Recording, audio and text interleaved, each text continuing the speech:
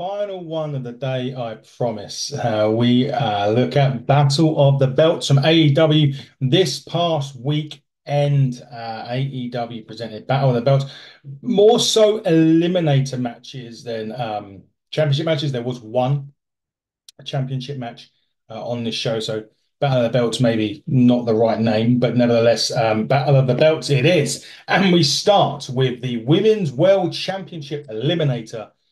Timeless Toni Storm against Taya Valkyrie. And this match was fine. I mean, look, it is what it is. Toni Storm has just been betrayed by Mariah May, who's cashing in her shot all in this year after winning the Owen Hart women's tournament a couple of weeks ago and then attacking Toni Storm with a shoe. Taya Valkyrie's been on the periphery here and there, bits and pieces. Not been seen too much for this. But Toni Storm did pick up the victory with the Storm Zero. It was a fine win for Toni Storm.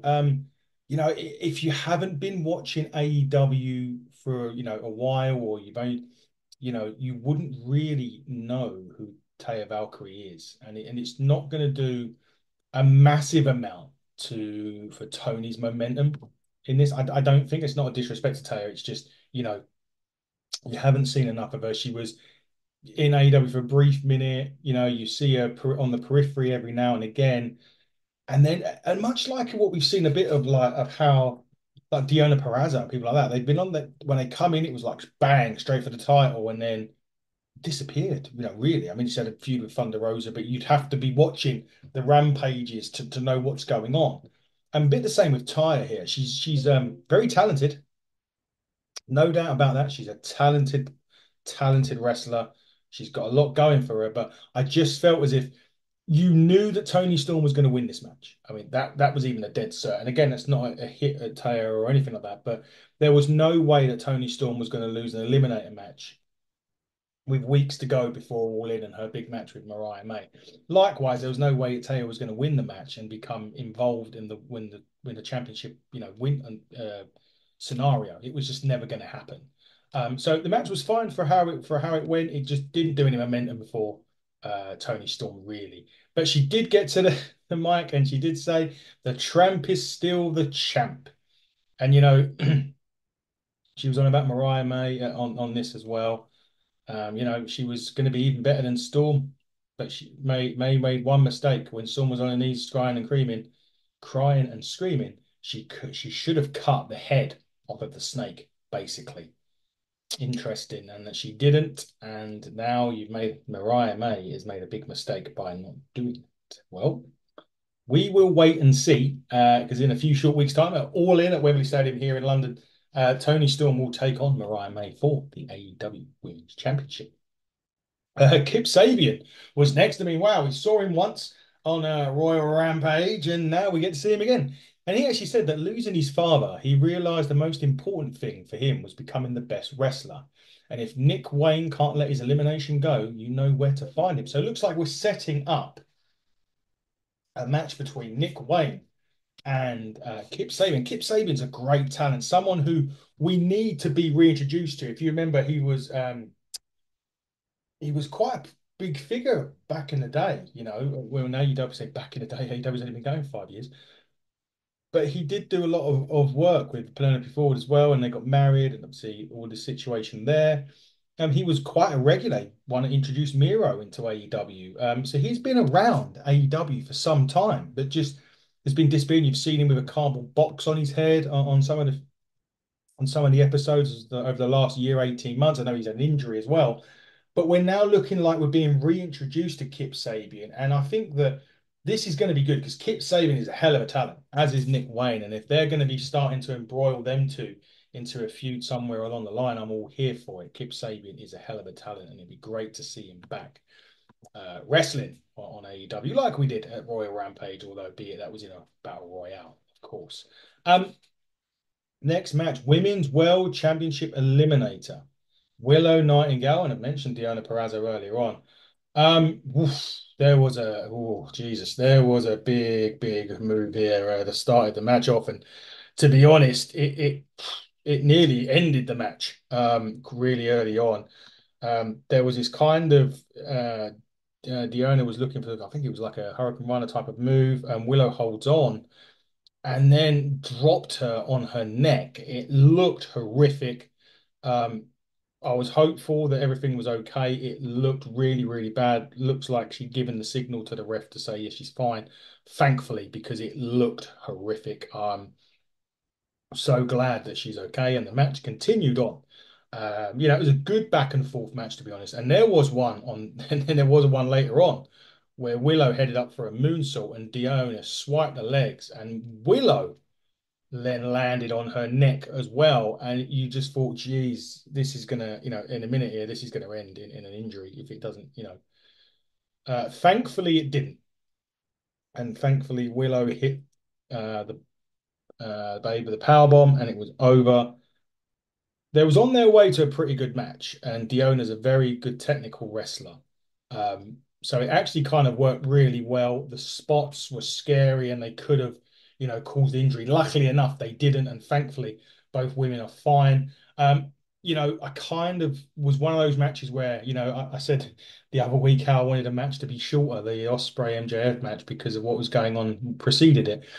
This one I would like to have gone longer. It was, getting into its stride as Willow won, but they complemented each other well. Great, as I say, Deonna Purrazzo, great sort of street fighting technical excellence of her. Willow Nightingale, strong, powerful, quick, really worked well together. Great chemistry in the ring. The spots were pretty horrific at some cases, but that doesn't mean to say the match wasn't great. The match was a good match.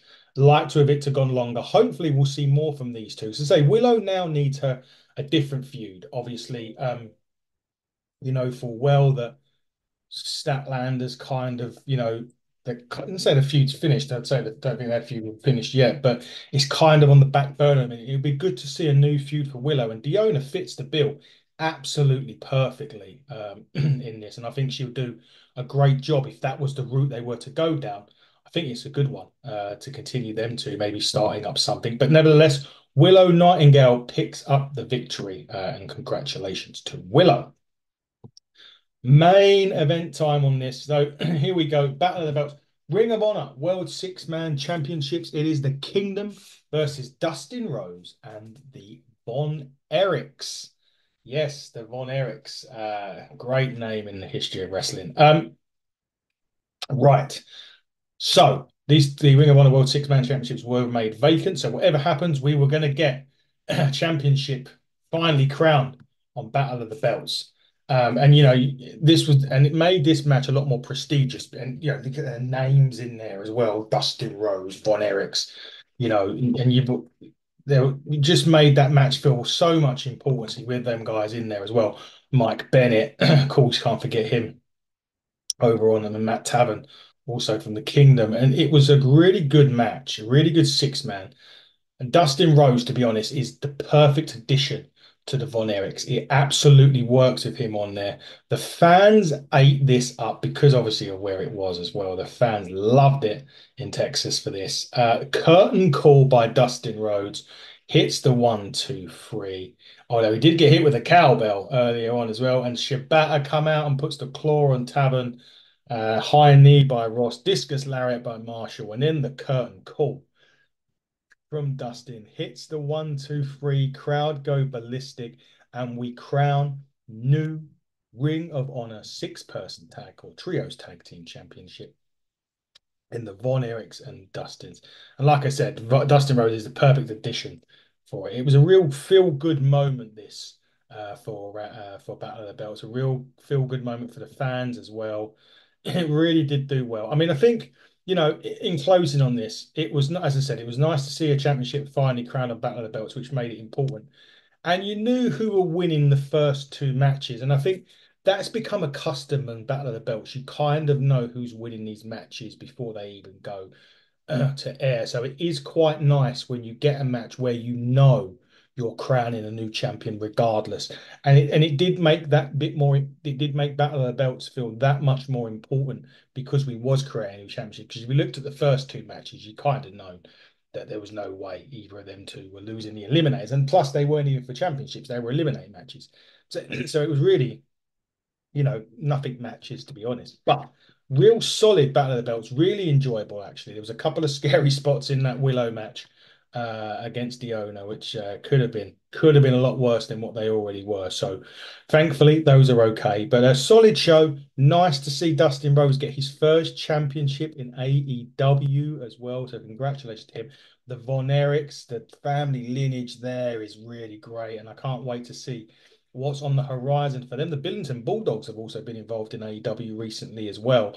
So it had a lot of history coming into AEW, and it's been very, very good. I've enjoyed that. I enjoyed Battle of the Belts, enjoyed the fact that we got new champions, and we roll on to this week's Dynamite, which of course is going to be headlined by Will Ospreay versus Lance Archer. So don't forget to check that out this week and to check out all of our other stuff that's coming this week on Hitting the Turnbuckle. Go to HTTB on Twitter or Hitting the Turnbuckle podcast and all other social media platforms. Keep it looked on the channel because we'll have more review shows dropping all week long. So keep your eye on that. But until next time, everybody, you've got through all the review shows. So well done. And we'll see you again tomorrow for a bit of Monday Night Raw. But until then, everybody, buckle down, stay safe, and goodbye.